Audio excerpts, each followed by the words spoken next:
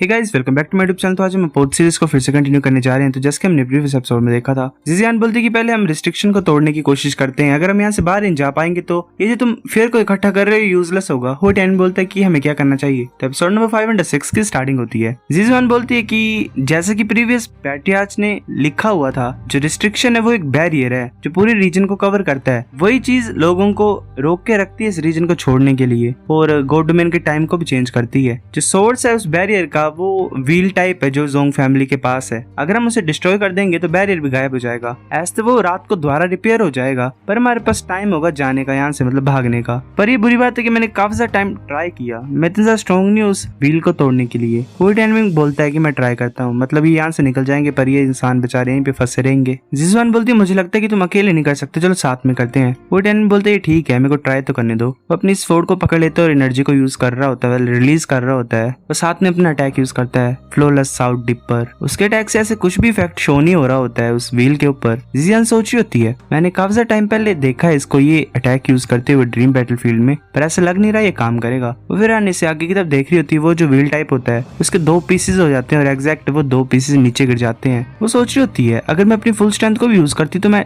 थोड़ा बहुत भी डैमेज नहीं दे पाती व्हील के ऊपर, पर वो डैनमिंग के एक सिंगल मूव ने इसे 2 हिस्सों में काट दिया। मैंने एक्सपेक्ट नहीं किया था कि ये इतना ज्यादा इंप्रूव कर लेगा इतने ज्यादा कम टाइम में। तो जो बैरियर होता है वो टूटने लगता है और गायब हो जाता है पूरी तरह से। वो डैनमिंग देख रहा होता है ऊपर की तरफ। जिजुआन बोलती है कि यही ना है ना, हो गया बस डन, ये काफी होगा, चलो नेक्स्ट व्हील की तरफ चलते हैं। वो बोलते हैं ठीक है। फिर 3 दिन बाद वो डैनमिंग सभी फेयर को इकट्ठा कर लेता है। जिजुआन बोलती है वेल यही लास्ट व्हील था, हमने सभी सोर्स ऑफ फेयर को इकट्ठा कर लिया इटर्नल रिटर्न रीजन में। ये तुम्हारी कोई प्लान है नेक्स्ट प्लेस के लिए? वो डैनमिंग बोलते है कि हमने मैक्सिमम फेयर को तो इकट्ठा कर लिया है, हम काफी लंबे टाइम से जर्नी में थे, तो शायद अब फ्लोटिंग आइलैंड में वापस जाने का टाइम है, तुम क्या करोगी? वो बोलती है कि मैं ऐसे ही संस्कृत को ढूंढूंगी गॉड डोमेन में। वो डैनमिंग बोलता है कि मैं तुम्हें कुछ देना चाहता हूँ, ये कॉपी संस्कृत की मैंने फाइंड की थी, ये फ्रेगमेंट है true meaning of eternal sword का। ऐसे फ्रेगमेंट ये, पर मैं ये होप करती हूँ कि मतलब ये यूजलेस मतलब यूजफुल होगा। वो लड़की दे रही होती है होडियानमिंग को। होडियान बोलते शुक्रिया। वेल होडियानमिंग दे रहा है कि वो दे रही है, हाथ ही दिख रहे हैं मुझे।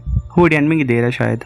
तो वो दूसरी लड़की बोलती है यंग मास्टर क्या हम जा रहे हैं? क्या हम इन लोगों को ऐसे ही इटर्नल रीजन के जो है उन्हें फंसे रहने दें इस साइकिल में? और डैनमिंग बोलता है गॉड डोमेन के खुद के कॉज एंड इफेक्ट हैं, अगर पैट्रियार्च जोंग का ये डिसीजन था तो चलो हम उसकी विशेष को रिस्पेक्ट करते हैं। शायद एक दिन लोग डिस्कवर कर लें प्रीवियस पैट्रियार्च के लास्ट वर्ड्स को और फिर डिसाइड कर दें इस रिपीटिंग साइकिल को तोड़ने के लिए। लड़की बोलती है मैं समझती हूँ यंग मास्टर। वेल अगर ये फंसे हुए हैं तो यंग क्लैन भी फंसा हुआ क्या, या वो जो था दूसरा? कुछ तो गड़बड़ है गाइस। लू जिजियान बोलती है कि तुम क्या करने लगे हो, क्या तुम डोंगफंग क्लैन में जाने लगे? वो डुग्गू को पूछ रही होती है ऐसे क्यों नहीं करते तुम कि मेरी हेल्प करो संस्कृत को इकट्ठा करने के लिए, हम दोनों प्रोफाउंड थंडर डिवाइन डाव को कल्टीवेट कर रहे हैं तो एक दूसरे से हम लर्न कर सकते हैं। डुग्गू बोलता है ये अच्छा सजेशन है, मैं सोचता हूँ इसके बारे में। लू जिजियान बोलती है कि तुम्हें अभी भी सोचने का टाइम चाहिए, ये ब्लेसिंग है कि मैं तुम्हें अपने साथ लेके जा रही हूँ। वो टैनमिंग सोच रहा होता है कि जो वेयर अबाउट्स हैं मैक्सिमम डाउजीज के वो पता लग गए हैं, पर मैंने अभी भी लू ज़ैंग को नहीं देखा और कोई रूमर्स भी नहीं फैल रहे हैं उसके बारे में रिसेंटली। मैं वही मतलब यही सोच रहा हूँ कि वो होगा कहाँ पे और क्या कर रहा होगा, क्या वो उसे।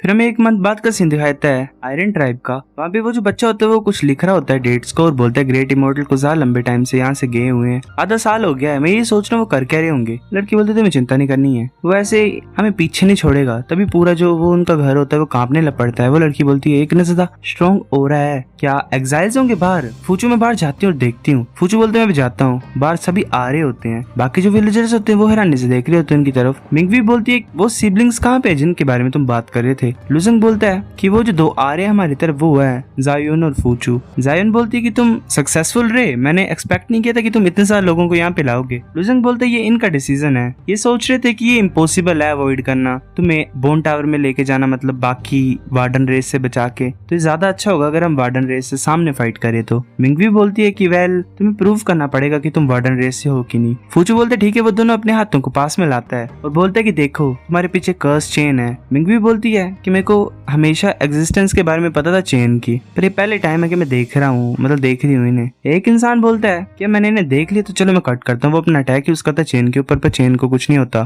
फूचू बोलते है इम्पॉसिबल है इन कर्स चेन को कट करना इस तरीके से। मिंगवी बोलती है क्या कोई तरीका इनको कट करने का? फूचू बोलता है हाँ तरीका है, वार्डन रेस में 30 लोग हैं जो कि कर्स चेन को तोड़ सकते हैं और मैं भी उनमें से एक हूँ। जिनलाओ बोलते क्या तुम डेमोन्स्ट्रेट कर सकते हो? फूचू बोलता है कर्स चेन को तोड़ने करने के लिए एक इंसान को स्पेशल प्लेस में जाना पड़ता है और मेरी कल्टीवेशन भी उतनी हाई नहीं है। मिंगवी बोलती है कल्टीवेशन, तुम ट्रू गॉड सिस्टम को कल्टीवेट कर रहे हो? मैं किसी भी तरह की डिसोलेट गॉड पावर को तो मैं सेंस नहीं कर सकती हूँ, मतलब कर नहीं पा रही हूँ। पूछू बोलता है हाँ, पर मेरी प्रोग्रेस कुछ ज्यादा स्लो है। मिंगवी बोलती है इस मैटर को मेरे ऊपर छोड़ दो, मैं तुम्हें सिखाऊंगी। जिनला बोलता है कि ये बहुत ज्यादा अच्छा है, मुझे लगता है कि तुम्हारे अलावा कोई भी ज्यादा सुटेबल नहीं होगा इससे मास्टर मिंगवी, क्योंकि ग्रैंड वर्ल्ड कल्टीवेशन मेथड तुम्हारी रेस से आया है। मिंगवी बोलता है ग्रैंड वर्ल्ड कल्टीवेशन मेथड और नोवा रेस से आया है? जिनला बोलता है हाँ, जब जो वॉरियर थे डिसोलेट बॉडी वाले वो अदर शोर रेलम में नहीं पहुंच पा रहे थे, तो जो लोग थे मदर वर्ल्ड के वो कुछ ज्यादा डिप्रेशन में थे लंबे टाइम से, पर तभी नोवा पता नहीं कहां से आ गई और उसने ग्रेट वर्ल्ड कल्टीवेशन मेथड को डिस्कवर किया। इस मेथड से उसने मैनेज कर लिया अदर शोर रेलम में पहुंच गई वो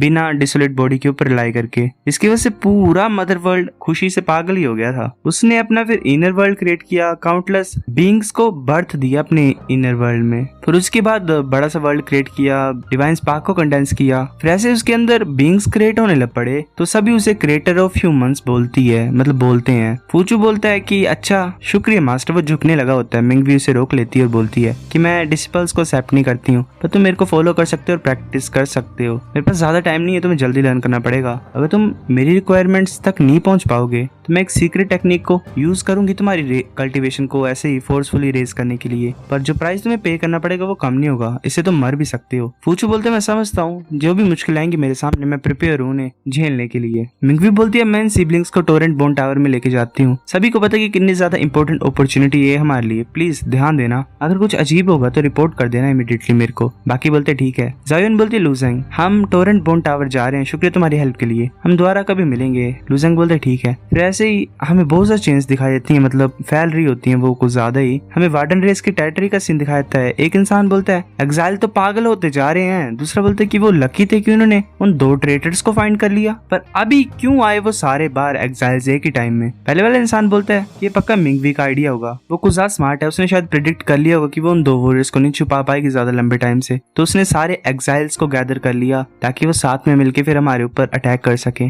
दूसरा बोलता है क्या ये प्रिजनर ये सोच रहे हैं कि उनके पास ग्रेट एबिलिटी है, अगर बस चला तो हम उन्हें खत्म कर देंगे, कोई भी नहीं बचेगा। दूसरा बोलता है जितना मेरे को पता है अकेले एग्जाइल्स उसके साइड में नहीं है, मतलब सारे नहीं है, ज़्वानियन रेस उनके साथ में नहीं है। दूसरा बोलता है क्या तुम ज़्वानियन रेस को यूज करना चाहते हो उनके अगेंस्ट में फाइट करने के लिए? मुझे पता है कि जो ज़्वानियन रेस है वो जरा भी कमजोर नहीं है, पर वो भी कुछ नहीं कर पाएंगे बाकी पूरी फोर्सेस के अगेंस्ट में जो कि इतने ज्यादा गैदर हुई हैं। दूसरा बोलता है हाँ ज़्वानियन रेस वीक है खुद ब खुद ही, तो तुम्हें क्या लग रहा है बाकी सभी एग्जाइल्स इकट्ठा कर दिए नोवा रेस ने? तो दूसरा बोलता है तुम्हारा कहने का क्या मतलब है? पहला वाला बोलता है एग्जाइल्स के लिए फ्रीडम सबसे बड़ा ट्रेजर है, उनका अल्टीमेट गोल है ये, वो ऐसे उसे पीछे नहीं छोड़ सकते हैं। अगर मैं उन्हें चांस दूंगा इस वर्ल्ड को छोड़ के जाने का तो वो ज्यादा इंटरेस्टिंग होगा, है ना? मतलब शायद ये बाकी जो बचे हुए हैं रेसिस को लालच देगा। वैसे कोई सेंस बन रही है, एक को ये मतलब रुकवाना चाहता है और दूसरों को भेजेगा।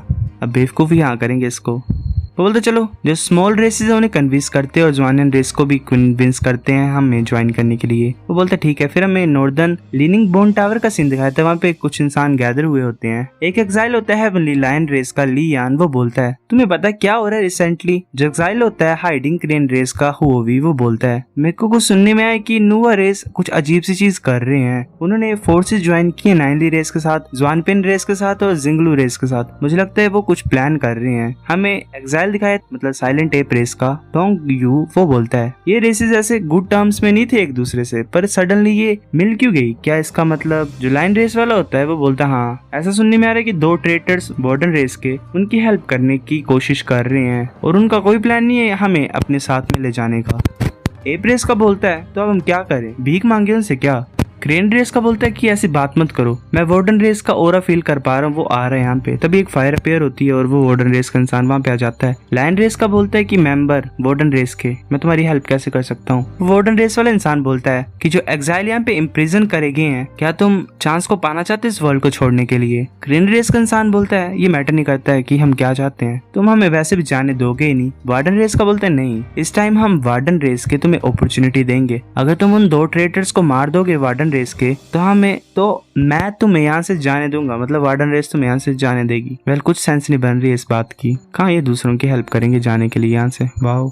सो गाइस एपिसोड नंबर 506 इतना था। अगर आपकी वीडियो पसंद तो लाइक करनी भी है, फिर लाइक कर दो, शेयर कर दो, साथ कमेंट करके बता अगर आपकी वीडियो कैसी लगी, सब्सक्राइब करो। तब तक के लिए बाय बाय।